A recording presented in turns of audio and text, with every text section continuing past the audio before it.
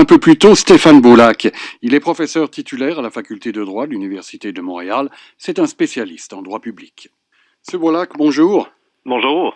Dites-moi, Monsieur Boulac, où en est-on en ce moment avec cette date butoir, donc d'aujourd'hui?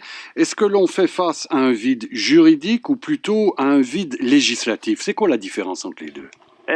Oui, vous l'avez bien dit, c'est qu'on entend depuis ce matin que après le 6 juin, la situation va être hautement problématique de vide juridique. Les gens vont pouvoir demander l'aide médicale à mourir sans restriction, etc. Faisons la part des choses, monsieur. Oui. La seule différence entre aujourd'hui et demain, s'agissant de cette problématique de l'aide médicale à mourir, c'est que les directives de ce fameux jugement, on va lui donner un nom, Carter, de février 2015, produit ses effets juridiques. On a une décision de février 2015 dont les effets juridiques ont été suspendus pendant 12 mois. On a demandé un 4 mois supplémentaire, le fédéral. On les a obtenus, ce qui nous mène à aujourd'hui, le 6 juin 2016.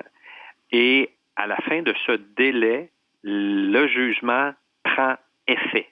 Ça veut dire quoi? Ça veut dire essentiellement que demain, l'exception est très restrictive qui a été prévue, qui découle du jugement Carter, est possible. Ça veut dire quoi dans les faits?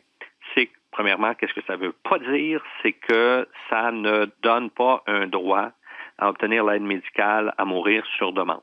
Absolument pas. Les deux dispositions du Code criminel qui interdit l'euthanasie demeurent applicables dans, je ne sais pas, au moins 92-95% des cas. La seule chose qui change pour demain, c'est que une personne adulte qui donne son consentement et qui est affectée de problèmes de santé graves, irrémédiables, causant des souffrances intolérables. Vous voyez, donc, ce cas d'espèce très restrictivement balisé par la Cour suprême du Canada dans l'affaire Carter, c'est ça qui, demain matin, pourrait constituer une situation qui permet d'obtenir l'aide médicale à mourir dans les 9 des 10 provinces. Exactement, parce que c'est là-dessus que je voulais vous amener. Le Québec a sa propre législation là-dessus, et c'est la seule province à l'avoir d'ailleurs. Voilà. Donc, quand on parle d'un vide législatif, puis encore une fois, il faut nuancer la chose parce que, je le répète, c'est vraiment dans ce cas exceptionnel où on remplit les 3 critères énoncés par la Cour dans Carter. Le vide législatif est très relatif et très minime.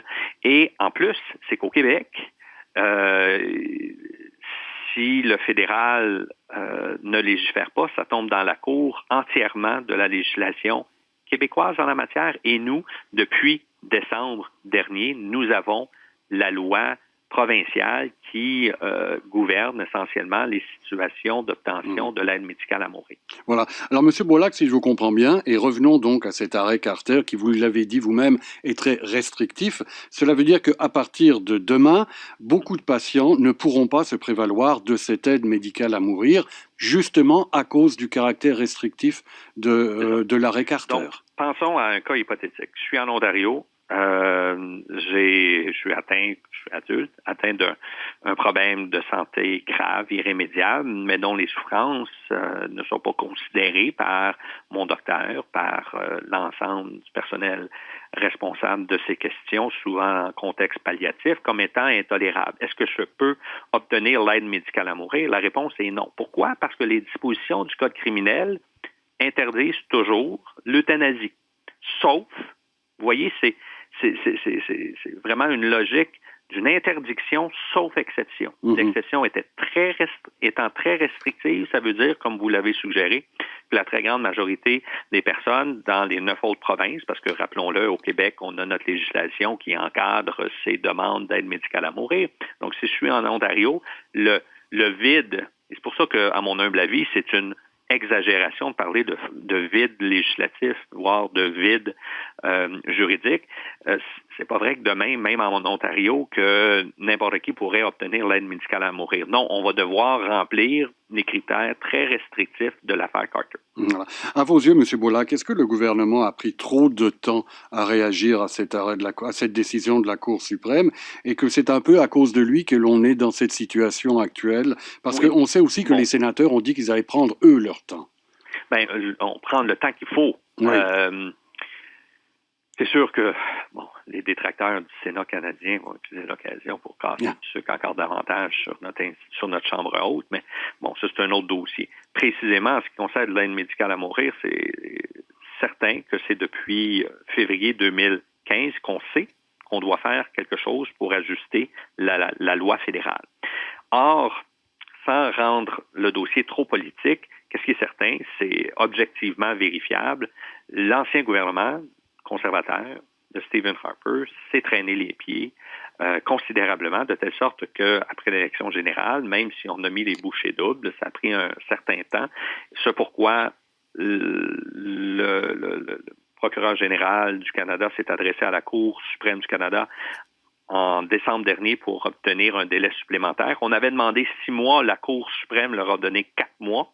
Et à quelques reprises, moi, j'ai souligné que justement, là, on arrive à la date d'aujourd'hui et on a besoin de quelques mois supplémentaires, vraisemblablement, pour que le Sénat puisse remplir son rôle dans le Parlement canadien. Alors peut-être que la Cour regrette de ne pas avoir donné droit à la demande de 6 mois, ce qui permettrait d'éviter la situation qui n'est vraiment pas la fin du monde au niveau juridique. Là, cela dit avec égard évidemment pour l'importance de ces dossiers d'aide médicale à mourir. C'est évidemment qu'au niveau humain, c'est des dossiers excessivement importants pour les personnes que ça concerne, mais au niveau macro, là, droit canadien, c'est pas la fin du monde d'avoir l'application d'un critère jurisprudentiel pendant quelques mois jusqu'à temps que le fédéral adopte sa nouvelle législation. Vraiment pas une grosse affaire, sauf que c'est un peu embarrassant. C'est embarrassant parce que ça donne, et vous l'avez souligné, l'impression que le gouvernement s'est traîné les pieds, ce qui n'est pas faux non plus, mais avec le nouveau gouvernement, depuis l'automne dernier, on a essayé de bien faire parce qu'on veut pas tourner les coins ronds pour des raisons évidentes. C'est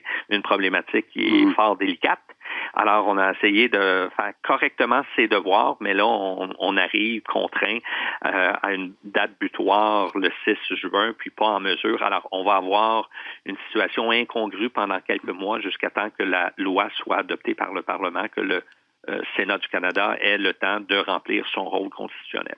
Notre invité, M. Stéphane Bollack, qui est professeur titulaire à la Faculté de droit de l'Université de Montréal, c'est un spécialiste en droit public.